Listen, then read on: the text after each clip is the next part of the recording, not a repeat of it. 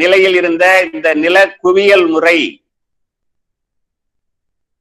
அந்த நில குவியல் முறையின் காரணமாக உழுகிறவர்கள் ஒரு பக்கமும், வயல்களிலே பாடுபடுகிற உழைப்பாளிகள் ஒரு பக்கமும், அதை வரவு செலவு செய்யக்கூடிய, மேலாண்மை செய்யக்கூடிய, நிலத்திற்கு தொடர்பில்லாத நிலக்கிழார்கள் ஒரு புறமுமான ஒரு வாழ்க்கை முறை இங்கு எழுந்தது. அதனுடைய ஒரு முட்டி மோதிய தருணத்தில் தான் டிசம்பர் 25, 68 நிகழ்ந்த வெண்மணி கொடூரம். 44 உயிர்கள் எரித்து சாம்பலாக்கப்பட்டன. ஜனநாயகம் படி நெல்லுக்காக அக்கினி குளியலிட்ட நாள் என்று நான் ஒரு கவிதையிலே குறிப்பிடுவேன். பலரும் அதை பற்றி கவிதைகளை, சிறுகதைகளை, நாவல்களை படைத்திருக்கிறார்கள்.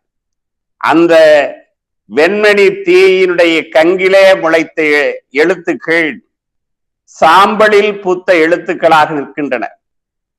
இன்றைக்கு பார்த்தால் தஞ்சை மண்ணினுடைய எழுத்துக்கள் சோலை சுந்தரபெருமாள், CM முத்து, சுபாஷ் சந்திர போஸ், உத்தம சோழன், தை கந்தசாமி, சக்தி, உஞ்சை அரசன் என்று தொடர்கிற அந்த எழுத்து மரபு என்பது ஒரு மாற்று எழுதுகையாக இந்த மண்ணை, இந்த மக்களை, இந்த செய்திகளை எல்லாம் பதிவு செய்த ஒரு எழுத்துக்களாக நாம் பார்க்க முடியும். இதை வாழ்வை எழுதிய கதைகள் என்று சொல்ல முடியும். முன்னதை நவீனத்துவத்தை, நவீன மரபை, மேட்டிமையை படைத்த இலக்கியங்களை, சதையை எழுதிய கதைகள் என்று வைத்துக் கொண்டால் இவைகளை வாழ்வை எழுதிய கதைகள் என்று நாம் பார்க்க முடியும். இந்த பின்னணியிலேதான் CM முத்து அவர்கள் இடம்பெறுகிறார்கள். CM முத்து அவர்கள் 1950 பிப்ரவரி 14 பிறந்தவர். தஞ்சைக்கு அருகிலே இருக்கிற சாலியமங்கலம் இடையிருப்பிலே பிறந்தவர். சந்திரகாசன், கமலாம்பாள் என்பது அவருடைய பெற்றோர்கள் பெயர். மனைவி, 3 மகன்களோடு அதே கிராமத்தில் வசிக்கிறார். கல்வியறிவு குறைந்த நிலையில் படிப்பை கைவிட்டு எழுத்துக்கு வந்து ஒரு அஞ்சலகத்தினுடைய அடிப்படை ஊழியராக அஞ்சல் துறையிலே பணியாற்றி ஓய்வு பெற்று ஒரு முழுநேர விவசாயியாக, வேளாண் குடியைச் சேர்ந்தவராக, ஒரு படைப்பாளியாக இன்றைக்கு CM முத்து அறியப்படுகிறார். 300க்கும் மேற்பட்ட சிறுகதைகளையும் 10க்கும் மேற்பட்ட நாவல்களையும் அவர் படைத்திருக்கிறார். நெஞ்சின் நடுவே, கரிச்சோறு, ஜட்கா வண்டி, முன்னத்தி ஏர், வேரடி மண், அப்பா என்றொரு மனிதர், 5 பெண் மக்களும், அக்ரஹாரத்து வீடும், மிராசு, சோழகர் முதலிய அவருடைய படைப்புகள், அவருடைய நாவல்கள் பற்றிய ஒரு சிறிய மதிப்பீட்டை இந்த உரையாடலில் வழங்கலாம் என்று கருதுகிறேன். CM முத்து அவர்களுடைய எழுத்துக்களை பற்றிய சில மதிப்பீடுகளை பார்த்தால், தமிழினுடைய ஒரு முன்னோடி விமர்சகராக இருக்கிற வெங்கட் சாமிநாதன் அவர்கள் இனவரவியல் நாவல்களின் முன்னோடி CM முத்து என்று மதிப்பிடுகிறார். சுபமங்களா இதழை நடத்திய கோமல் சுவாமிநாதன் அவர்கள் CM முத்து பற்றிய ஒரு மதிப்பீட்டில் இடையிருப்பு, அதாவது CM முத்தினுடைய ஊர் இடையிருப்பு இலக்கியத்தின் குடியிருப்பு என்று வர்ணித்தார். தமிழ் சிறுகதை உலகிலும் நாவல் உலகிலும் கொடிகட்டி பறந்து தஞ்சை எழுத்துக்கள் என்றால் அடையாளப்படுத்தப்படுகிற ஜானகிராமன் ஒருமுறை சொல்லுகிற போது, தஞ்சை மாவட்டத்தை நான் எழுதியதை காட்டிலும் CM முத்து நிறையவே எழுதிவிட்டார் என்று சொல்லுவார். மேலத்தஞ்சையினுடைய காவிரி கரையினுடைய ஊர்கள் கம்பர்நத்தம், சூரியக்கோட்டை, நெல்லுப்பட்டு, மூவர்கோட்டை, பள்ளியூர், இரும்புத்தலை, கரம்பத்தூர், அருமலைக்கோட்டை, நார்த்தேவன் குடிக்காடு போன்ற தஞ்சை கிராமங்களையும், தெருக்களையும், வீடுகளையும், மனிதர்களையும் CM முத்து தன்னுடைய படைப்புகளிலே படைத்து வருகிறார். குறிப்பாக கல்லர் என்று சொல்லக்கூடிய ஒரு இனத்தின், ஒரு ஜாதியினுடைய அவருடைய பண்பாட்டை, அவருடைய வாழ்க்கையை, அவர்களுடைய சூழலை பதிவு செய்யக்கூடிய ஒரு எழுத்தாளராக அவரை நாம் பார்க்கிறோம். அவர் எழுத்துக்களிலே ஜாதி பெருமிதம் இருக்கிறது அல்லது ஜாதி அடையாளம் இருக்கிறது என்கிற விமர்சனங்களை தாண்டி ஜாதியினுடைய வேர்களையும் ஜாதியினுடைய செயல்பாடுகளையும் அவர் தம்முடைய எழுத்துக்களிலே பதிவு செய்கிறார் என்பதை நாம் பார்க்கிறோம். தஞ்சை கிராமங்களில் விவசாயத்தில் ஈடுபட்டுள்ள மக்களின் வாழ்க்கையை சிஎம் முத்துவினுடைய எழுத்து சுவாரஸ்யமாக விவரிக்கிறது. தஞ்சை மாவட்டத்தின் சிற்றூர் ஒன்றைச் சேர்ந்த இக்கலைஞர் கிராம மக்களோடு கலந்து வாழ்ந்து அனுபவம் பெறுகிறார். தனித்துவமான எழுத்து நடுகை இவருடையது என்பார் வல்லிக்கண்ணன். சிஎம் முத்துவினுடைய தொடக்ககால நாவல்களில் ஒரு சிலவற்றை அறிமுகப்படுத்தி பின்னர் அண்மை படைப்பான மிராசு பற்றி விரிவாக பேசலாம். 1982 சிஎம் முத்து அவர்கள் படைத்த நெஞ்சின் நடுவே தொடங்கி 1989 கரிச்சோறு, 2000 பொறுப்பு, 2003 வேரடிமண், 2010 அப்பா என்றொரு மனிதர் என்று அவருடைய நாவல்களினுடைய களம் விரிவடையும்.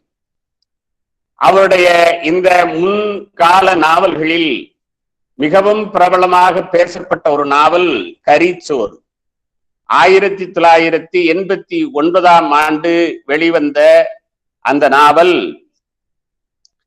இந்த கல்லர்கள் என்று சொல்லக்கூடிய அந்த இன மக்களினுடைய உள்ஜாதி விஷயங்களை பேசுகிறது. இதிலே பகுதி சார்ந்தும் வட்டாரம் சார்ந்தும் அந்த மக்களுக்குள் உள்ள பிரிவினைகள், பிற ஜாதிகள் அல்லது ஜாதி அடுக்குமுறையில் ஒரே ஜாதி ஒரே நிலப்பரப்பில் வாழக்கூடிய மக்கள் இந்த ஜாதி பிரிவுகளால் எப்படி சிதறண்டு கிடக்கிறார்கள், அவருடைய வாழ்க்கை எவ்வளவு சிக்கலாக இருக்கிறது என்பதை இந்த நாவல் மூலமாக அவர் சொல்வதை நாம் பார்க்க முடியும். தமிழகத்தினுடைய பிற பகுதிகளுக்கும் தஞ்சை நிலப்பரப்பினுக்கும் பல வேறுபாடுகள் உண்டு. வற்றாத காவிரி ஆறு பாய்ந்து எங்கும் செழிப்பான பூமியில் மண்ணை நம்பி வாழ்ந்தவர்கள் இந்த மக்கள். பாரம்பரியம் என்ற பெயரில் ஜாதிய கட்டுமானத்திற்கு முக்கியம் தருகின்ற மக்களாகவும் இவர்கள் இருக்கிறார்கள். இறுக்கமான முறையில் நிலவுகிற ஜாதியத்தின் கோரப்பிடியில் சிக்கி இருக்கிறவர்களின் கதையைத்தான் கரிச்சோறு பேசுகிறது. தஞ்சை வட்டாரத்தில் வாழும் கள்ளர் ஜாதியர்களுக்கிடையில் ஏகப்பட்ட உட்பிரிவுகள். ஏதோ ஒரு அளவுகோலினால் கள்ளர் ஜாதியினிடையே ஏற்றத்தாழ்வு கற்பிக்கப்படும் சூழல் வலுவாக உள்ளது. வாகரை கள்ளர் என்று சொல்லக்கூடியவர்கள் உயர்ந்தவர்கள் என்ற நிலையை மறுதலித்துவிட்டு முத்துக்கண்ணு விசுவராயர் 10 மைல் தொலைவில் இருக்கும் நெல்லுப்பட்டு கிராமத்தில் தனது மகள் கமலாவிற்கு சம்பந்தம் பேச முயலுகிறார். அவருடைய நிலைப்பாடு அதே ஊரை சார்ந்த தர்மையா நாட்டாருக்கும் கோபால் குச்சிராயருக்கும் சுத்தமாக பிடிக்கவில்லை. இந்த நாட்டார், குச்சிராயர், இதெல்லாம் விசுவராயர், இதெல்லாம் அங்க உள்ள பட்டப்பெயர்கள், அந்த ஜாதியில் உள்ள பட்டப்பெயர்கள் என்பதை நேயர்கள் புரிந்து கொள்ள வேண்டும். எனவே அது முயலுகிறார். அவருடைய நிலைப்பாடு இது அவர்களுக்கு பிடிக்கவில்லை. தெற்கு சீமை கல்லருக்கு பெண்ணை தருவது முறையன்று என பிரச்சனையை ஊருக்கு பொதுவானதாக மாற்றுகின்றனர். குச்சிராயர் இளைஞர்களை கூட்டி வைத்து அவர்கள் வசிக்கும் ஊர் புனிதமானது, ரொம்பவும் லௌகீகமானது, தெற்கு சீமையில் திருமண உறவு வைத்துக் கொண்டால் எல்லாம் கெட்டுவிடும் என்ற விசுவராயருக்கு எதிராக தூண்டி விடுகிறார். கமலத்திற்கும் அதே ஊரில் இருக்கும் வந்தார்குடி என மட்டமாக அழைக்கப்படும் சாம்பசிவம் என்ற இளைஞனுக்கும் இடையில் காதல் என்ற தகவல் அறிந்தவுடன் விசுவராயர் உள்ளிட்ட ஆதிக்க சாதிகள் பதறுகின்றனர்.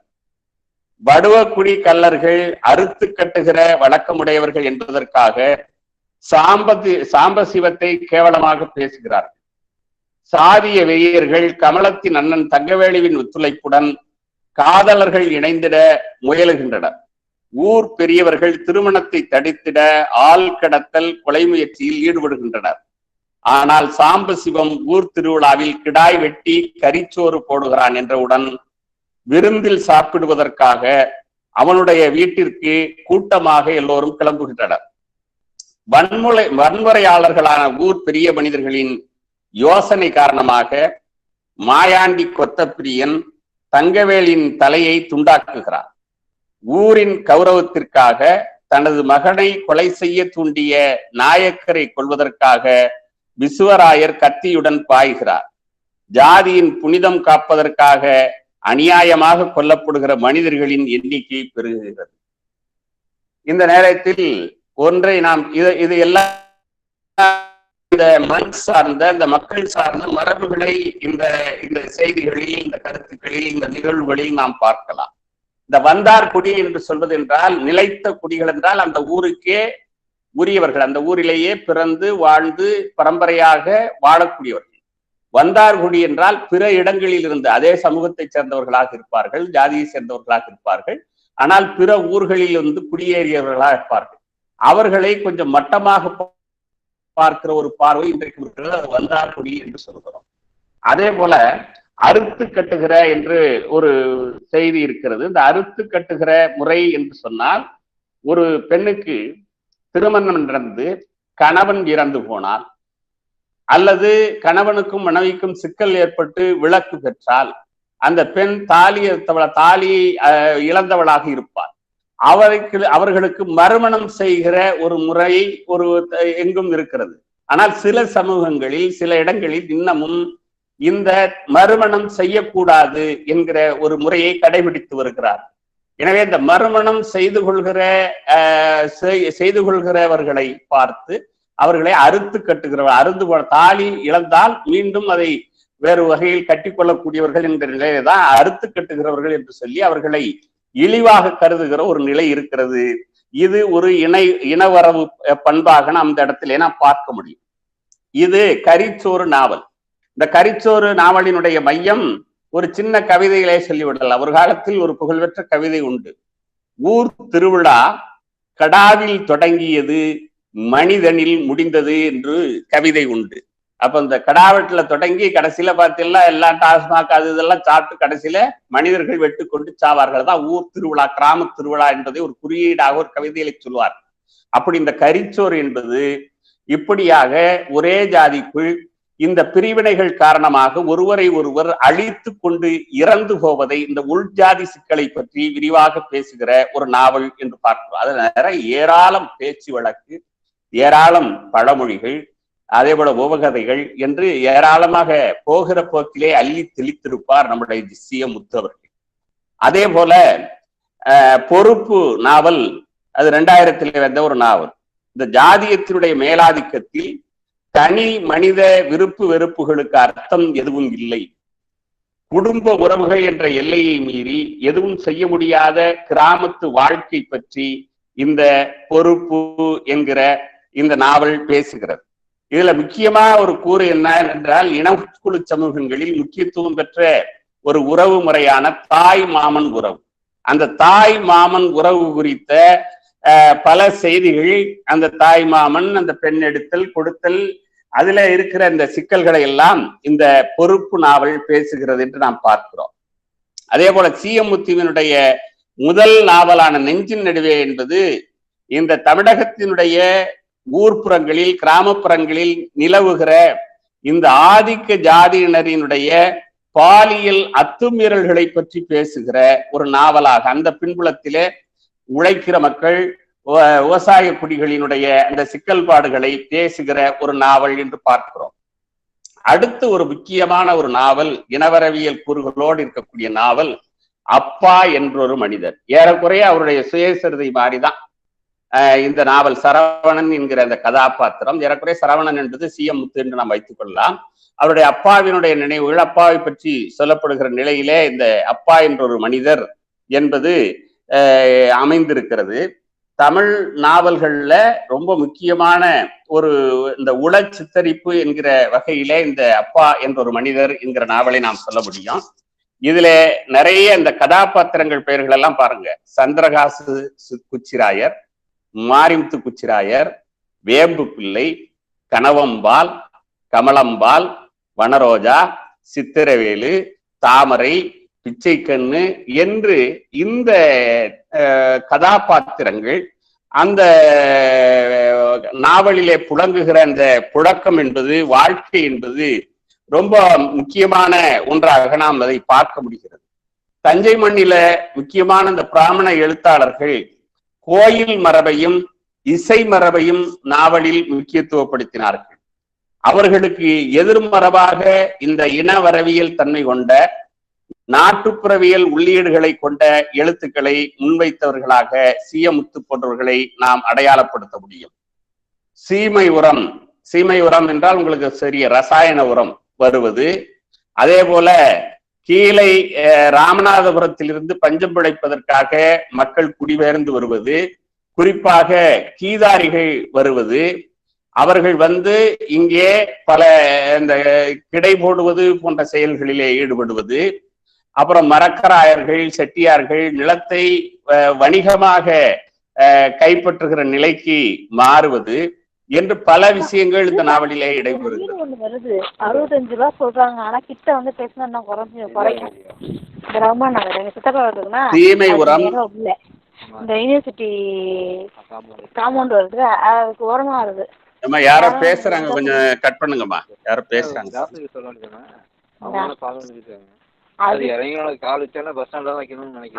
தீமை உரம், ஆட்டுப்புழுக்கை உரம் என விவசாய மண்ணின் மாற்றங்கள். ஆட்டுப்புழுக்கை போல் சீமை உரம் மாட்டு வண்டியில் கொண்டு போகும் மாற்றம் எப்படி உருவானது இதை கண்டுபிடிக்கும் போது விவசாயிகளின் பொருளாதார மாற்றம், சந்தை வாழ்வியல் மாற்றம், அழிவு, அரசியல் தன்மையான நாவல் என்பதாக இந்த நாவல் செல்வதை நாம் பார்க்கிறோம். இந்த அடிப்படையில் மிக முக்கியமான அடுத்த ஒரு முக்கியமான நாவலாக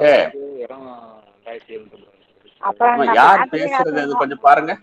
அது வீடுங்கிறது நமக்கு கூடுதல் போனஸ். அது வந்து நம்ம இப்ப கொஞ்சம் செலவு பண்ண யாரோ பேசிட்டு இருக்காங்க பாருங்க.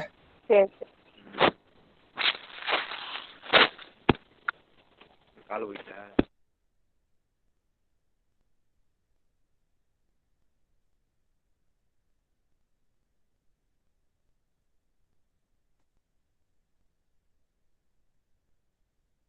சார் பேசலாம் சார். சரி சரி சரி நல்லது. கேக்குது, நான் பேசுறது கேக்குதா? மகிழ்ச்சி. சரி, இந்த அடிப்படையில் அவருடைய சிஎம் முத்து அவர்களினுடைய இந்த கரிச்சோறு நெஞ்சின் நடுவே, அதே போல அப்பா என்ற ஒரு மனிதர் என்கிற வரிசையில் மிக முக்கியமான ஒரு நாவலாக இந்த மிராசு நாவலை நாம் பார்க்க முடியும். இலக்கிய இனவரவியல் என்பது இலக்கியத்தை மானிடவியல் அடிப்படையில் ஆய்வு செய்வதற்கான ஒரு முறையியல் என்று நம்முடைய பேராசிரியர் ஸ்டீபன் அவர்கள் சொல்வார்கள். குறிப்பிட்ட மக்கள் கூட்டத்தினரின் சமூக பண்பாட்டு வாழ்க்கை முறையை ஒரு வகை திட்டவட்டமான முனைப்புடன் களப்பணியின் மூலம் உற்றுநோக்கி திரட்டும் தரவுகளை கொண்டு ஒரு ஆய்வாளன் படைக்கும் பண்பாட்டு சித்தரிப்பாக அமையும் ஒரு தனி வரைவு நூலே இனவரைவியல் என்று பேராசிரியர் தனஞ்சியன் அவர்கள் சொல்வார்கள். அந்த அடிப்படையில் இந்த மிராசு நாவல் அமைந்திருப்பதை நாம் பார்க்கலாம். தஞ்சாவூர் வட்டாரம் வேளாண் தொழிலை அடிப்படையாக கொண்டது. ஊர்ப்புறங்களை மையமிட்டது. உழைப்பு பண்பாடும் தொல்வாழ்வு கூறுகளும் நிறைந்தது. திணைசார் வாழ்வியலும் நாட்டார் பண்பாட்டு கூறுகளும் இங்கு பெருமளவில் நிலவுகின்றன. நாட்டுப்புற வழக்காறுகள், தெய்வங்கள், கலைகள், விழாக்கள், கைவினை பொருள்கள் ஆகிய நாட்டார் பண்பாட்டு விழுமியங்களை ஆவணப்படுத்துவதில் எழுத்திலக்கியங்கள் பெரும்பங்கு வகிக்கின்றன. சிஎம் முத்துவினுடைய இந்த மிராசு நாவல் 2016 வெளிவந்தது. 850 பக்கங்கள் கொண்ட இந்த நாவல் மேலத்தஞ்சை பகுதியில் வாழக்கூடிய வேளாண் குடிகளான கல்லர் இன மக்களின் வாழ்வியலை பேசுகிறது. நில உடைமை வளர்ந்து உச்சமடைந்து சரிய தொடங்குவதை விடுதலைக்கு பிந்தைய 50 ஆண்டுகளை மையமிட்டு இந்த நாவல் பதிவு செய்கிறது. இந்த நாவல் முழுவதும் இனவரவியல், பண்பாட்டு மானிடவியல் அடிப்படையில், கள ஆய்வின் அடிப்படையில் தன்னுடைய சொந்த அனுபவத்திலிருந்து இந்த நாவலை சிஎம் முத்து அவர்கள் படைத்திருக்கிறார்கள். வாழிடங்கள், ஊர்ப்புற விளையாட்டுகள், வாழ்க்கை வட்ட சடங்குகள், உணவு பண்பாடு, புலங்கு பொருள் பண்பாடு, வேளாண் மரபு தொழில்நுட்பம், தெய்வங்கள், நம்பிக்கைகள், விளையாட்டுகள் ஆகிய இனவரவியல் பண்பாட்டு கூறுகளின் அடிப்படையில் இந்த மிராசு நாவலை நாம் இப்பொழுது நோக்கலாம். சிஎம் முத்து தன் படைப்பில் கையாளும் தாய்மொழி பேச்சு மரபு முக்கியமானது. கூடவே இந்நாவலில் விவரிக்கப்படும் வேளாண் வாழ்வியல் நாட்டார் பண்பாட்டு விவரிப்பாக மிளிர்கிறது. இந்நாவலில் இடம்பெறும் இடப்பெயர்கள், ஊர் பெயர்கள், மாந்தர் பெயர்கள், புலங்கு பொருள்கள் ஆகிய யாவும் இன வரைவு அருங்காட்சியகம் எத்னோ மியூசியம் போல காட்சிப்படுத்தப்பட்டிருக்கிறது. இந்த மிராசு நாவல் தஞ்சை வட்டார வேளாண்சார் பண்பாட்டை பிரதிபலிக்கிறது. தமிழ்நாட்டில் தஞ்சை மாவட்டத்தில் உள்ள சின்னஞ்சிறிய கிராமங்களில் வாழ்ந்து கொண்டிருந்த ஏராளமான மிராசுதார்களை பற்றி என் சிறு பிராயத்திலிருந்தே ஏராளமாக அறிந்து வைத்திருக்கிறேன்.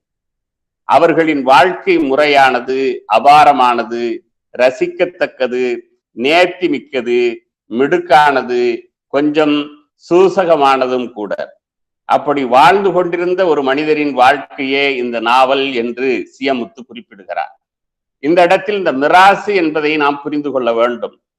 இந்த தஞ்சை வட்டாரங்களில் இந்த நில உடைமையாளர்களை பல பெயர்களிலே அழைப்பார்கள். பண்ணை என்று அழைப்பார்கள். பண்ணை என்றால் பல 1000 ஏக்கர் நிலங்களை கொண்டவர்களை பண்ணை என்று அழைப்பார்கள். பெரிய பண்ணை, சின்ன பண்ணை என்று சொல்வார்கள்.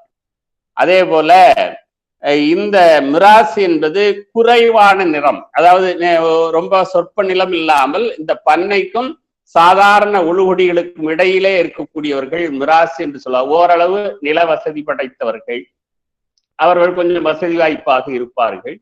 அந்த மாதிரி உள்ளவர்களை மிராசு என்று அழைக்கக்கூடிய ஒரு மரபு இந்த பகுதியிலே உள்ளது. அதுதான் இந்த நாவலினுடைய தலைப்பாகவும் இருக்கிறது. ஆக கண்டு கேட்டு உற்று நோக்கி உள்வாங்கி எழுதப்பட்ட ஒரு இனவரைவு பணுவலாக இந்த நாவல் அமைகிறது. இனவரைவு எழுத்தானது சுய அனுபவம், கள ஆய்வு, நூலறிவு ஆகிய 3 வழிமுறைகளில் ஓர் படைப்பாளியால் புனைவாக்கப்படும். மிராசு நாவலில் சியமுத்து தன் சுய அனுபவம் ஒன்றையே படைப்பில் கையாண்டுள்ளார். சுய அனுபவம் என்பது நாவலாசிரியன் தான் பிறந்து வளர்ந்த சமூக சூழலையோ, தான் வாழ்ந்து கொண்டிருக்கும் சமூக சூழலையோ, தான் மேற்கொண்டிருக்கும் தொழில் அடிப்படையில் பெறும் அனுபவங்களையோ மையமாக கொண்டு நாவல் எழுதுவதாகும். இம்முறையில் நாவலாசிரியனுக்கு மிகவும் இயல்பாக இனவரவியல் தரவுகள் கிட்டிவிடுகின்றன என்பார் பேராசிரியர் சிவசுப்பிரமணியன். இந்த அடிப்படையில் தான் பிறந்து வளர்ந்து வாழ்கிற சூழலையும் தான் மேற்கொண்டிருக்கும் வேளாண் தொழிலையும் மையமிட்டே சியமுத்து இந்த நாவலை படைத்திருக்கிறார். மேற்கு தஞ்சை நடுவில் அமைந்த காவிரி பாயும் ஊர்களை மையமிட்டே நாவல் இயங்குகிறது. இப்பகுதியில் பெரும் எண்ணிக்கையில் வாழும் கள்ளரின மக்கள் தான் நாவலை இயக்குகிறார்கள். என்றாலும் உழுகுடிகளான பள்ளர்களும் சேவை குடிகளும் சமூக இயங்கு சக்திகளாக நாவலில் வலம் வருகிறார்கள். இந்தலூர் என்கிற ஊர்தான் இந்த நாவலினுடைய களமாக சுட்டப்படுகிறது. இந்தலூர் சேது காளிங்கராயர் பல வேலி நிலங்கள் கொண்ட நில உடைமை குடும்பத்தை சேர்ந்தவர். அவருடைய தாத்தா சோமு காளிங்கராயர், அப்பா மருது காளிங்கராயர், அவரை தொடர்ந்து சேது காளிங்கராயர் என்று நில மரபுரிமை மிராசு என்னும் பட்டத்தை உயிர்ப்பித்து வருகிறது. சேது காளிங்கராயர், அவர் மனைவி ராஜாமணி, மகன்கள் அசோகன், வெங்கடேசன், மகள் கிருஷ்ணவேணி, அவர்களின் பிள்ளைகள் என்று 3 தலைமுறையின் வாழ்க்கையாக இந்த நாவல் விரிகிறது. ஓமந்தூர் ரெட்டியார் தொடங்கி எம்ஜிஆர் வரை விடுதலைக்கு பின்னான தமிழ்நாட்டின் அரசியல், சமூக, பண்பாட்டு விளைவுகளை நாவல் பதிவு செய்கிறது.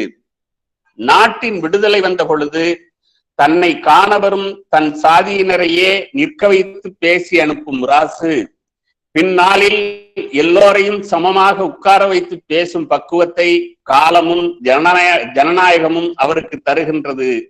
என்றாலும் காங்கிரஸ் பேராய கட்சி, அதன் அரசு தலைவர்களுடன் நிலை உடைமையாளர்களுக்கு உள்ள உறவு நிலை காரணமாக மிராசுகள் மையத்திலேயே இருக்கிறார்கள்.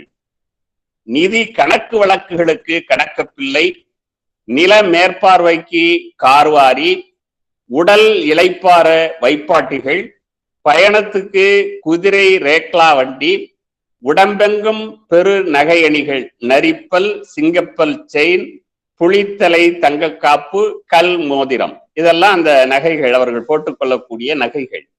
பெரிய மிதியடி, பறந்து விரிந்து கிடக்கும் பண்ணை வீடு, தேங்காய்ப்பூ துண்டு, தேக்கு மர பீரோ, சாப்பிட வெடக்கோழி, ஒரு மரத்து கள்ளு, வீசை ஆட்டுக்கறி, விரால் மீன், கைக்குத்தல் அரிசி, ஊர் பஞ்சாயத்தில் கோவில் திருவிழாவில் முன்னுரிமை என குறுநில மன்னர் வாழ்வு நடக்கிறது. இதுதான் ஒரு மிராசு என்றால். இப்பொழுது சொன்ன இந்த விஷயங்கள் தான் இந்த பகுதியிலே ஒரு காட்சிப்படுத்தப்படும். நாம் சில திரைப்படங்களில் கூட பார்க்கலாம். நிலமே செல்வம், நில குவியல் உள்ளோர் பெருந்தனக்காரர்கள், பள்ளி வேண்டாம், கல்வி பற்றி கவலை இல்லை, பிறர் பற்றிய அக்கறை கூடாது, தன் பெண்டு தன் பிள்ளை தன் குடும்பம் என் மன மகிழ்ச்சிக்கு பெரிய மன தனத்திற்கு வெளிச்சத்திற்கு தான தர்மம், இவைதான் நிலவுடைமையின் வெளிப்பாடு. இன்னொரு முகமும் இவர்களுக்கு உண்டு. ஆணவம், அதிகாரம், ஆதிக்கம், தீர்ப்பெழுதுதல், தண்டனை வழங்குதல், பெண் சூறையாடல், அழித்தொழித்தல். ஆனால் இந்த நாவல் மிக மென்மையான மிராசையே, ஏழைகளுக்கு இறங்கும், அநீதிக்கு அச்சப்படும், பிரபலத்தனம் விரும்பாத, சரிக்கும் தவறுக்கும் இடையே சஞ்சலப்படும் மனம் படைத்த ஒருவரையே நாயகனாக்கி உள்ளது. மேடு வெள்ளங்கள் நிறைந்த மண் சாலைகள் கப்பிச்சாலைகளாகி தார்ச்சாலைகளாகவும் மாறுகின்றன. கட்டிச்சோறு கட்டி கிளம்பிய பயணங்களை அடிக்கடி வந்து செல்லும் பேருந்துகள் மாற்றி விடுகின்றன. ஊருக்குள் பள்ளிக்கூடம் வந்து ஆடு மாடுகள் மேய்த்த பிள்ளைகள் கல்வி கற்கிறார்கள். இருண்டு கிடந்த ஊரும் தெருவும் வீடுகளும் மின்சாரத்தால் ஒளி வெள்ளத்தில் மிதக்கின்றன. வானொலி, தொலைக்காட்சி, தொலைபேசிகள் வந்துவிட்டன. பித்தளை சாமான்களுக்கு பதில் எவர் சில்வர் பாத்திரங்கள், ஊரில் பெரிய பங்களாக்கள், மாடி வீடுகள், பல ஏசி கார்கள். மாற்றமும் வளர்ச்சியும் வாழ்க்கையை திருப்பி போடுகிறது. காவிரி மடை திறந்து ஓடியது போக கர்நாடகா கட்டிய அணைகளால் முறைப்பாசனம் வருகின்றது. ஆற்று நீரை நம்பி பலனில்லை என பம்பு செட்டுகள் வருகின்றன. 30 அடியில் கிடைத்த தண்ணீர் 300 அடிக்கு செல்கிறது. முப்போக சாகுபடி ஒரு போகமாக சுருங்குகிறது. வீரிய விளைச்சல், பசுமை புரட்சி, பிராய்லர் கோழி, விதையில்லா பழங்கள், காய்கறிகள், வங்கி கடன்கள், கட்டாவிட்டால் ஜப்திகள் எல்லாம் அரங்கேறுகின்றன. ஊர்ப்புறங்களில் உள்ள டீ கடைகள் அரசியல் விவாத அரங்குகளாக திகழ்கின்றன. காங்கிரசும் காமராசரும் தோற்று திமுகவும் அண்ணாவும் கலைஞரும் எம்ஜிஆரும் ஆள்கிறார்கள். உரிமைகளுக்காக கம்யூனிஸ்ட் கட்சிகள் போராடுகின்றன. பாமக, விசி, தேமுதிக என பல அரசியல் கட்சிகள் விகிக்கின்றன. சேது காளிங்கராயர் தன் 2 மகன்களுக்கும் தன் தங்கை மகளையும் தன் மனைவியின் அண்ணன் மகளையும் மணமுடிக்கிறார். குடும்ப நிர்வாகம் பெட்டிச்சாவி பிள்ளைகளுக்கு கைகளுக்கு செல்கிறது. அவர்கள் தனியே வீடுகள் கட்டி கார்கள் வாங்கி கடன்கள் பட்டு வாழ்கிறார்கள். மிராசு தன் பழைய வீட்டில் பேரப்பிள்ளைகள் அன்பிற்கு ஏங்கி தவிக்கிறார். கைச்செலவுக்கு கூட மகன்களை நம்பி இருக்க வேண்டிய அவளும். மூத்த மகன் அசோகன் மிராசு சோக்கில் வைப்பாட்டிகள், ஊதாரித்தனம், வெற்று அதிகார ஆடம்பரத்தில் தன் நிலை தாழ்கிறான். இளைய மகன் வெங்கடேசன் நல்ல சம்சாரி ஆகிறான். மகள் கிருஷ்ணவேணியோ கணவன் வைப்பாட்டியோடு எல்லாவற்றையும் விளக்க பிள்ளைகளோடு பிறந்தகம் வந்து விடுகிறார். மிராசியின் கண்முன்னே அவர் கட்டி எழுப்பிய கோட்டை சரிய தொடங்குகிறது. ஓர் மழை நாளில் மிராசியின் பெரிய வீட்டின் பின்பகுதி இடிந்து விடுகிறது. மகள் பதறி வருகிறார். ஊரே கூடி வந்து விசாரிக்கிறது. மகன்கள் எட்டி பார்க்கவில்லை. மிராசு சேது காளிங்கராயரும் ராஜாமணியும் அதிர்ச்சியில் உரைகிறார்கள். திடீரென சேது மயங்கி விடுகிறார். அதனை அறிந்த ராஜாமணிக்கும் உயிர் பிரிகிறது. இருவரும் இணைந்தே இறந்து போகிறார்கள். பெற்றோர் இறந்தபின் பிள்ளைகள் அவர்களின் பெற்றோர்களின் நற்குணங்களை, சமூக பெருமதியை உணர தலைப்பட்டு நல்நிலையில் வாழத் தொடங்குகிறார்கள். மிராசுவின் மகள் கிருஷ்ணவேணியின் மகள் வடுகரசியை அசோகன் மகன் ஞானசேகரனுக்கு மணமுடிக்க யோசிக்கையில் எப்போதும் மடிக்கணினி, செல்வேசி சகிதமாக இருக்கும் அசோகன், வெங்கடேசன் ஆகியோரின் பிள்ளைகள் ஞானசேகரன் ஒரு பெண்ணை காதலிப்பதாக சொல்லி படத்தையும் காட்டுகிறார்கள். மொத்த குடும்பமும் திகைத்து நிற்கிறது. கிருஷ்ணவேணி நீண்ட நாட்களாக பிறந்த வீட்டில் இருப்பதை கூச்சமாக உணர்ந்தவள் தன் பிள்ளைகளோடு எவ்வித உறுதியும் இல்லாத புகுந்த ஊருக்கு செல்வதோடு நாவல் நிறைவு பெறுகிறது. இது சேது காளிங்கராயர் என்ற தனியொரு மிராசின் கதை மட்டுமல்ல, தஞ்சை மாவட்டத்தின் பெரும்பாலான மிராசுகளின் வாழ்வியல். CM முத்து வகை மாதிரியாக இதனை படைத்துள்ளார். தத்துவ விசாரங்கள், சமூக அரசியல் காரணிகள் பற்றியெல்லாம் கவலையின்றி தன் மனம் எனும் கேமரா கொண்டு படைப்பாளி ஒரு பெருந்திரை விருந்தை படைத்துள்ளார் என்றுதான் இந்த நாவலை பற்றி சுருக்கமாக சொல்ல முடியும். இதற்குள் இருக்கக்கூடிய இந்த தஞ்சை மண்ணினுடைய வேளாண்மை பண்பாடு, நாட்டார் வழக்கார்கள், இவைகள் மிகப்பெரிய அளவிலே தாக்கத்தை உண்டு பண்ணக்கூடியதை நாம் பார்க்கிறோம். இதுல பார்த்தோம்னா ரொம்ப இந்த பழமொழிகள் வட்டார வழக்காக பயன்படுத்தப்படுவதை நிறைய பார்க்கிறோம். இந்த நாவலில் உள்ள பழமொழிகள் எவ்வளவெல்லாம் வருகின்றன என்பதை நான் பட்டியலிட்டுள்ளேன். ஒரு சிலவற்றை நான் உங்களுக்கு சொல்லுகிறேன். ஒரு ஈ காக்காய் குருவியை கூட காணுமே, மலை போல வருமென்று நினைத்தது பனி போல் விலகியது, மச்சினை இல்லாத வீட்டுக்கு பொண்ணு கட்டக்கூடாது, மோட்டுக்கு இழுத்தால் பள்ளத்துக்கு, ஒரு கையை ஊனித்தான் கரணம் பாஞ்சாவணும், மயிர் உள்ள சீமாட்டி அள்ளி முடிச்சுக்கிறான், தலைமுடிய என்னன்னாலும் எண்ணிப்புடலாம், நான் வாங்கி இருக்கிற கடனை எண்ண முடியாது, முட்டை விடுற கோழிக்கு தான் சுத்தரிச்ச தெரியும், ஆடாய்த்தான் பிறந்தோமா, எச்சி துப்பி எச்சி காயறதுக்குள்ள, ராவுத்தரு கொக்கா பறக்கிறாராம், குதிரை கோதுமை ரொட்டி கேட்டுச்சான், வெட்டி போட்ட வாழைப்போத்து மாதிரி, மடையாம் மடையாம் பூப்போடு, மண்டைக்கு 2 பூப்போடு, ஒன்ன ஒருத்தம் பிடிக்க வாராம், அதுக்கு 2 பூப்போடு என்று இந்த குழந்தை பாட்டு அதுல பதிவாகிறது. தாலி எடுத்தவளுக்கு தானா வரும் ஒப்பாரி, கையெழுத்து மறைகிற நேரம், குருடன் கிழித்த துணி கோவணத்துக்கு ஆகும், அணில் கொம்பிலும் ஆமை கிணத்திலும் என்கிற மாதிரி, துரியோதனன் கெட்டது வீம்பால, ஜாடி கஞ்சிய மூடி குடிக்கணும், அடுக்கிக்கிட்டு போற வெள்ளம் கடல்ல போய் கலக்கிறதுக்குள்ள என்று ஏராளமான இந்த நாட்டுப்புற பழமொழிகள், ஓகதைகள் இந்த நாவலில் இடம்பெறுவதை பார்க்கிறோம். அதே போல நாட்டுப்புற குழந்தை விளையாட்டுகள், பறவைகள், காய்கள், கனிகள், குச்சிகள், கயிறுகள் என்றெல்லாம் வைத்துக்கொண்டு குழந்தைகள் விளையாடுகிற விளையாட்டுகள், சுல்லான் சுல்லான் தாப்பட்டி, ஒரு குடம் தண்ணி ஊத்தி ஒரு பூ பூத்தது, குலகுலையா முந்திரிக்கா நிறைய நிறைய சுத்தி வா என்றெல்லாம், கிட்டிப்புல், பளிஞ்சடுகுடு, நொண்டிக்கோடு, சில்லுக்கோடு, ஓடி பிடித்தி ஆடுவது போன்ற பல குழந்தை விளையாட்டுகள், நாட்டுப்புற விளையாட்டுகள் இந்த நாவலிலே இடம்பெறுகின்றன. அதே போல கோலம் போடுவது நாட்டுப்புறங்களிலே இன்றைக்கெல்லாம் வந்தாச்சு. இது இன்றைக்கு மாக்கோலம் எல்லாம் போய் அலங்கோலமாக வாழ்க்கை மாறிவிட்டது, ஸ்டிக்கர் கோலத்துக்கு வந்தாச்சு. ஆனா அந்த கோலம் போடுகிற மரபை பற்றி, அந்த கோலம் போடுகிற முறை, புள்ளி வைக்கிறது, கோடு இழுக்கிறது, அது குறிப்பாக இந்த மார்கழி மாதத்தில் அந்த கோலம் இடுகிற முறை பற்றிய ஏராளம் பதிவுகள் இதுல இருக்கிறது. அதே போல மரபு தொழில்நுட்பம், கோழி பிடிக்கிறதுல கூட ஒரு தொழில்நுட்பம். ஏன்னா நம்ம பழமொழி கூட இருக்கும், குடிசைக்கு ஏறி கோழி பிடிக்கக்கூடிய முடியாதவன் வானம் ஏறி வைகுண்டத்தை பார்க்க போறானான்னு சொல்லுவாங்க. அப்ப இந்த கோழி பிடித்தல், ஒரு கோழியை சாப்பிடுறதுக்கு பிடிக்கணும். அவுத்து விட்டாச்சு, காலையிலே திறந்து விட்டாச்சு, கோழி மேய்ஞ்சுக்கிட்டு இருக்கு. அந்த கோழியை கொண்டுகிட்டு வீட்டுக்குள்ள விட்டு பிடிச்சு அதை குழம்பு வைக்கிறதுக்கு, அறுக்கிறதுக்கு, சாப்பிட்றதுக்கு ஏற்பாடு பண்ணணும். அப்ப அந்த கோழி பிடித்தல் என்பதிலே கூட இருக்கக்கூடிய நுட்பங்களை எல்லாம் அவர் பிடிக்கிறார். அதே போல எலி பிடித்தல், வயல்வெளிகளிலே எலிகள் என்று சொல்லக்கூடிய இந்த வெள்ளெலிகள், இங்க வீடுகள்ல இருக்கிறது கருப்பெலிகள், அது சாப்பிட மாட்டாங்க. வீடுகள்ல இருக்கிற வெள்ளை எலிகள், இது வயல்வெளிகளிலே இருக்கக்கூடிய வெள்ளை எலிகளை எல்லாம் சாப்பிடுவது வழக்கம், அதை பிடிப்பது. அதே போல சுண்ணாம்பு சாது, இன்றைக்கு சிமெண்ட் இருக்கு, நம்முடைய கட்டடங்கள் கட்டுவதற்கு பெரிய அளவிலே சிமெண்ட் பயன்பாட்டுக்கு வந்து விட்டது. ஒரு காலத்திலே சுண்ணாம்பு சாந்து பயன்பாட்டில் இருந்தது, அந்த கற்களை இணைப்பதற்கு. அந்த சுண்ணாம்பு சாந்து சுண்ணம் இடிப்பார்தம் என்று பாரதி எழுதுவாங்க, அந்த சுண்ணம் இடிப்பது பற்றிய பதிவுகள் இருக்கிறது. அதே போல வண்டி செய்தல், புலங்கு பொருள் பண்பாடு என்று பேசுகிறோம்.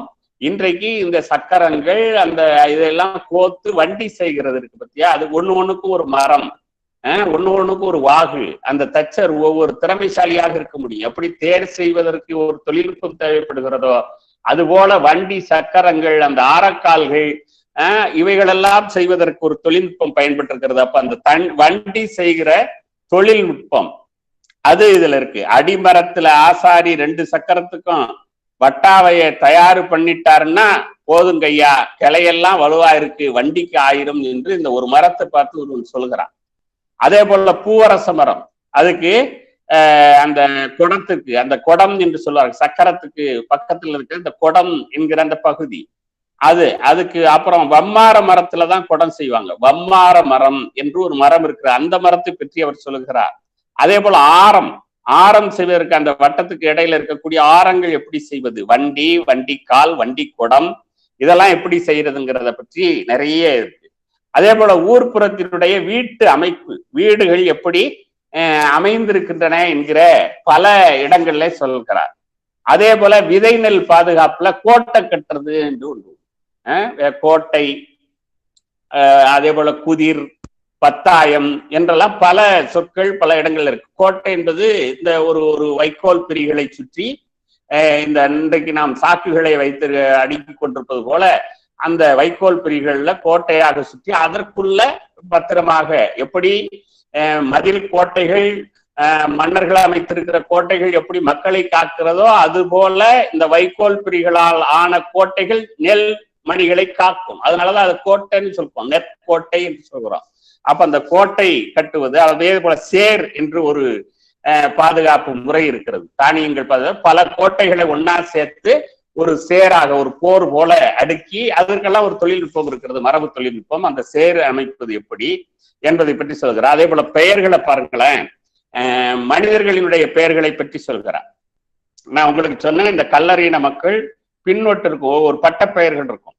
அதுல சில பெயர்கள் இந்த நாவல்ல வர்றதை பாருங்க. இடங்கா பிறந்தார், கொத்தப்பிரியர், அம்மானித்தேவர், நாயக்கர், வன்னியர், நாட்டார், வம்பாளியார், குச்சிராயர், சோழகர், வாண்டையார், காளிங்கராயர், இப்படி இந்த பட்டப்பெயர்கள் எல்லாம் அந்த மனிதர்களின் பெயர்களுக்கு பின்னால் வருகிறதை நாம் பார்க்கிறோம். மனிதர்களுக்கு மட்டுமல்ல, வயல்களுக்கு கூட பெயர்கள் இருக்கின்றன என்பதை இந்த நாவலிலே பார்க்கிறோம். சுந்தரி காணி, சொக்காங்காணி, முடக்கத்தான் காணி, சீவட்டி, செட்டி காணி, ராமநாதன், எல்லடி கரையறத்தான் காணி, சோளமுட்டி, சாமியார் குண்டு, நெட்டை, சம்பாவட்டம், தேவஸ்தானம், சுப்பிரமணியம், இதெல்லாம் அந்த நிலங்களுக்கு பெயர். இது பெரும்பகுதி காரண பெயர்களாக இருக்கும். சுப்பிரமணியத்திலிருந்து வாங்கிறத சுப்பிரமணியன் காணி என்று சொல்லுவார், வயல் என்று சொல்வார்கள். சொக்காங்காணி, முடக்கத்தான் காணி என்றால் முடக்கத்தான் விளைந்திருந்தால் ஒரு காலத்துல முடக்கத்தான் இருந்திருக்கலாம், முடக்கத்தான் விளைந்திருந்தால் முடக்கத்தான் காணி. இன்று பெரும்பகுதி இந்த நிலப்பெயர்கள், இந்த ஊர் பெயர்கள், இவைகளெல்லாம் காரண பெயர்களாக அமைவதை காண்கிறோம். அதே போல மீன்கள், விதவிதமான மீன்களை அதில சொல்றார். குறவை, ஆறால், கெழுத்தி, கெண்டப்புடி, உழுவை, விலாங்கு மீன், சிலேப்பி என்று மீன்களினுடைய அந்த வகைகளை எல்லாம், பெயர்களை எல்லாம் நாவலிலே இடம்பெறுவதை பார்க்கிறோம். அதே போல செடிகள், பூல், பூண்டுகள், காஞ்சிராணி, நெருஞ்சி முள், நாயுருவி செடி, ஊமத்தை, எருக்கன், தஞ்சாவூரான் பூண்டு என்று பல தாவரங்களினுடைய பெயர்கள் அதில் இடம்பெறுவதை பார்க்கிறோம்.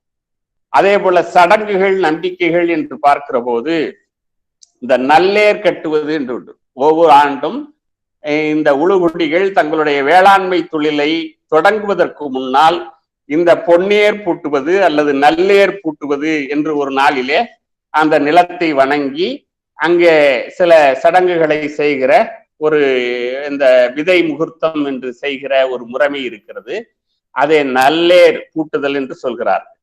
அதே போல வாழ்க்கை வட்ட சடங்குகள் என்று சொன்னால் திருமணம் நடைபெறுவது, திருமணம் அந்த பகுதியிலே குறிப்பாக இந்த கல்லறின மக்களிடம் நடைபெறுகிற திருமண முறை, அதே போல இறப்பு சடங்குகள், குழந்தை பிறப்பு சார்ந்த பிறப்பு சடங்குகள் என்று நிறைய தகவல்கள் முழுக்க இதுல பிறப்பு முதல் இறப்பு வரை நடைபெறக்கூடிய இந்த வாழ்வியல் நிலைகள், அந்த மக்களினுடைய நம்பிக்கைகள், அந்த மக்களினுடைய வேண்டுதல்கள், காணிக்கை செலுத்துகிற முறை, அதே போல கோயில் திருவிழாக்கள் என்று நிறைய விஷயங்கள் அதுல இடம்பெறுவதை நாம் பார்க்கிறோம்.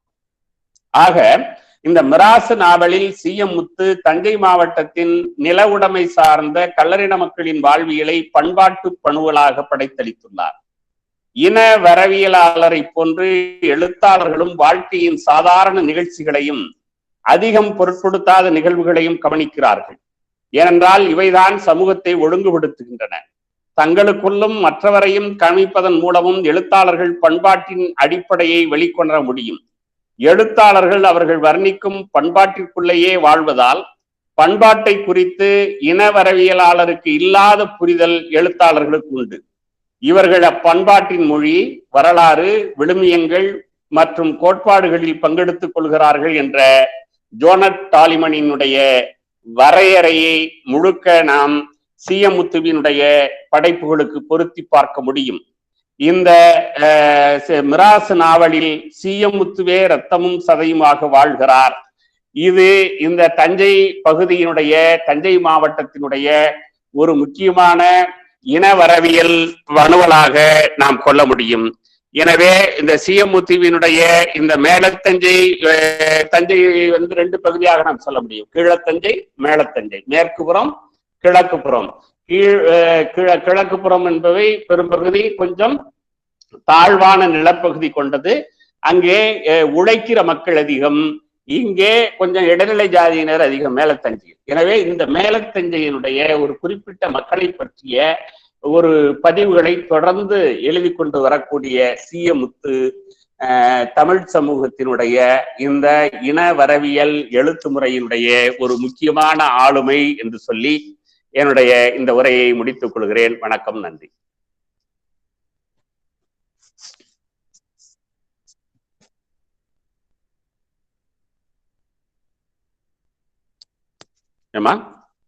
நன்றி ஐயா, நன்றி ஐயா. இப்ப யாருக்கேனும் கேள்விகள் இருந்தால், வினாக்கள் இருந்தால் கேட்கலாம் ஐயாவிடம். இந்த தலைப்பு சார்ந்த ஏதாவது கேள்விகள் இருந்தால் ஐயாவிடம் கேட்கலாம். மாணவர்கள். ஐயா வணக்கம் ஐயா, நான் ஜோதி முருகன் ஐயா, மனோன்மணி சுந்தரா பல்கலைக்கழகம், திருநெல்வேலி. சொல்லுங்க ஐயா. எழுத்தாளர் சி.எம். முத்து ஐயாவினுடைய நாவல் ஏதாச்சும் விருதுகள் பெற்றிருக்குங்களா ஐயா? விருதுகள், சாகித்ய விருது, மாநில விருது? தமிழ்நாடு அரசினுடைய பரிசு பெற்றிருக்கிறது. தமிழ்நாடு கலை இலக்கிய பெருமன்றம், தமிழ்நாடு முற்போக்கு எழுத்தாளர் சங்கம் இவைகள் சார்ந்த விருதுகளை பெற்றிருக்கிறது. சாகித்ய அகாடமி விருது பெறவில்லை.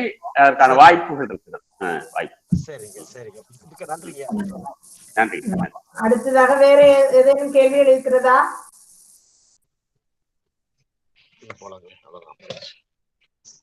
பதிவு இதெல்லாம்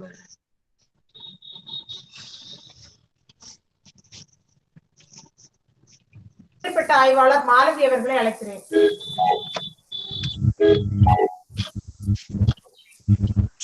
அம்மா கேக்குதுங்களா நான் பேசுறது? கேக்குதுமா, பேசுங்க. கேக்குது, பேசுங்க. வணக்கம். வணக்கம் ஐயா.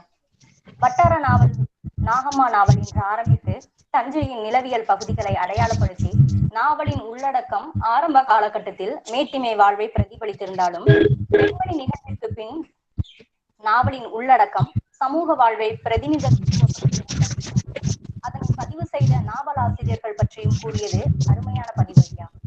சி.எம். முத்து அவர்களை மற்ற வல்லுநர்கள் பாராட்டிய உரைகளை கூறியதும் ஒவ்வொரு நாவலில் இடம்பெற்றுள்ள ஊர்கள், கதாபாத்திரங்கள், ஒவ்வொரு படைப்பும் வெளிவந்த ஆண்டு, அந்த படைப்பில் உள்ள இனக்கூறு, நாட்டாக்கூறு என ஒவ்வொரு கூறுகளையும் விளக்கமாக எடுத்துக்கூடியது மிகவும் சிறந்த உரை ஐயா.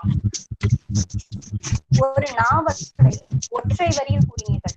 அதாவது ஆதிக்க சாதியின் பாலியல் அத்துமீறல் நெஞ்சின் நடுவே நாவல், இனக்குழு சமூகம், தாய்மாமன் உறவு முறை பற்றி கூறக்கூடிய பொறுப்பு என்னும் நாவல், நாட்டுப்புறவியல் உள்ளீடுகளையும் இன வரைவியல் கூறுகளையும் உள்ளடக்கிய அப்பா என்றொரு மனிதர் என்ற நாவல், நாவல் ஆசிரியரின் சுய அனுபவத்தை கூறுவதும், தஞ்சை வட்டார வேளாண்சார் பதிவுகளை கொண்டதும், நாட்டார் பண்பாட்டு மிளிர்வாக திகழும் மிராசு என்ற நாவல் என்று ஒவ்வொரு நாவலையும் ஒற்றை வரியில் சுருக்கமாக கூறியது ஒரு நாவலை முழுமையாக படித்த உணர்வு ஏற்பட்டது.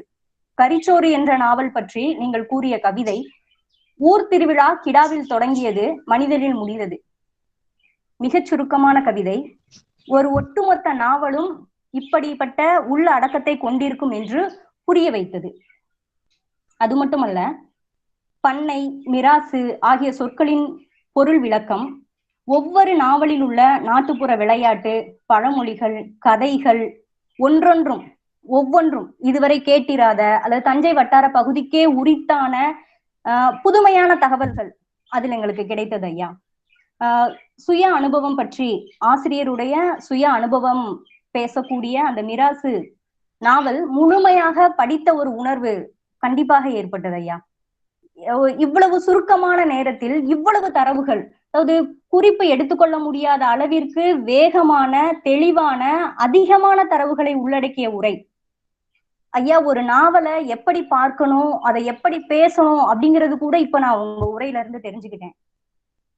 ஒரு கிட்டத்தட்ட அந்த 1 மணி நேரத்துல நீங்க சொன்ன அந்த 6 நாவலையும் மறுபடியும் திரும்ப படிக்கணும் அப்படிங்கிற ஒரு உள்ளுணர்வு, இதை நம்ம பேசிடுவோமா அப்படிங்கிற ஒரு ஒரு ஒரு ஆய்வு நோக்குல இப்படிதான் பார்க்கணும் அப்படிங்கிற ஒரு எண்ணம் உங்ககிட்ட ஏற்பட்டது. இந்த 1 மணி நேரத்தை மிகவும் பயனுள்ளதாக ஆக்கி தந்த ஐயா அவர்களுக்கு மிக்க நன்றி. இந்த வாய்ப்பளித்த எங்கள் துறை பேராசிரியர், கருத்தரங்கின் ஒருங்கிணைப்பாளர் டாக்டர் ஜாஸ்மின் சுதா அம்மா அவர்களுக்கும் நன்றியை கூறிக்கொள்கிறேன். நன்றி அம்மா. நன்றி ஐயா. நன்றிமா. உங்க பேருமா? ஐயா மாலதி, முனைவர் பட்ட ஆய்வாளர், மனோன்மணியம் சுந்தரம். ரொம்ப மகிழ்ச்சி. சரியான ஒரு நுட்பமா கவனிச்சிருக்கீங்க, அதுக்காக உங்களுக்கு நன்றி சொல்கிறேன். என்னுடைய பேச்சை கவனிச்சு சொன்னதுக்காக ரொம்ப மகிழ்ச்சிமா. நன்றி, வாழ்த்துக்கள். நன்றி. அடுத்தது ஏதாவது கேள்விகள் இருக்கப்பா?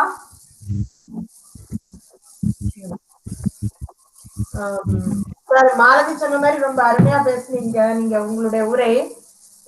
இப்போ சரிம்மா. எனக்கு இங்க வெளிச்சம் சரியில்லைம்மா. நான் வந்து துறையில பேசுறேன், அதனாலதான் வீடியோ ஆஃப் பண்ணேன், வேற ஒண்ணும் இல்ல.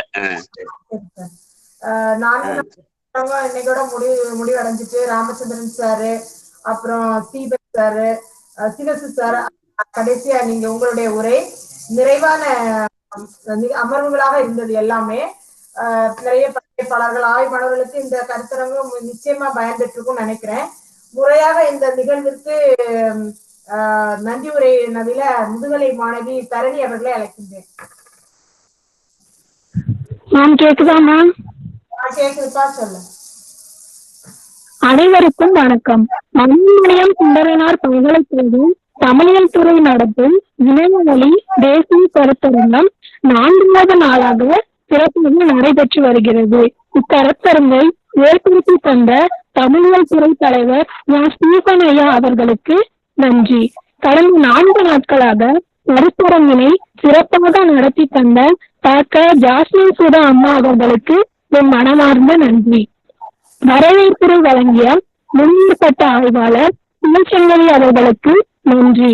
சிஎம் முத்துவின் நாவல்களில் இனவியல் என்ற தலைப்பில் பேராசிரியர் காமராஜ் ஐயா அவர்கள் தஞ்சை மண்ணின் மக்களை பற்றியும், கரிசோறு, பொறுப்பு, அப்பா போன்ற நாவல்களை பற்றியும், மிராசு நாவலின் நாயகம் ஊரின் வளர்ச்சி பற்றியும், ஒத்திகள் வளம் வந்த விதத்தினையும், குடும்பம் பற்றியும் சிறப்பாக எடுத்து கூறினார். நாவல்களில் பழமொழி பற்றி, நாட்டுப்புற குழந்தைகள் விளையாட்டு பற்றி, மரபொழில் பற்றி, நிலங்கள் போன்றவை சார்ந்த கருத்துக்கள் அனைத்தையும் சிறப்பாக எடுத்து கூறியுள்ளார். அவர்களுக்கும் கருத்தரங்கின் சார்பாக நன்றியை தெரிவித்துக் கொள்கிறேன். இக்கருத்தரங்கில் பங்கேற்ற அனைத்து பேராசிரியர் பெருமக்களுக்கும், முனைவர் பட்ட ஆய்வாளர்களுக்கும், மாணவ மாணவிகளுக்கும் என் மனமார்ந்த நன்றியை தெரிவித்துக் கொள்கிறேன். நன்றி.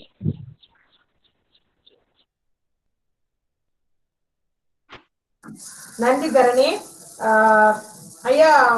ரொம்ப சரிம்மா, ரொம்ப நன்றி. மகிழ்ச்சி, சந்திப்போம்மா. வணக்கம். பங்கேற்பாளர்களுக்கு அழைப்பு. இன்றைய பின்னூட்ட படிவம் மாலை இரவுக்குள் அனுப்பி வைக்கப்படும். அனைவரும் பூர்த்தி செய்து அனுப்பவும்.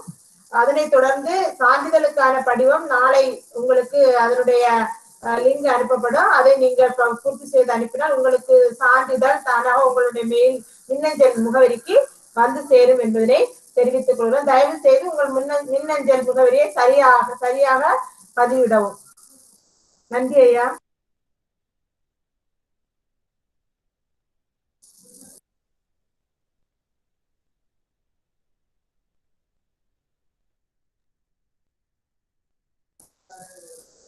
ஐயா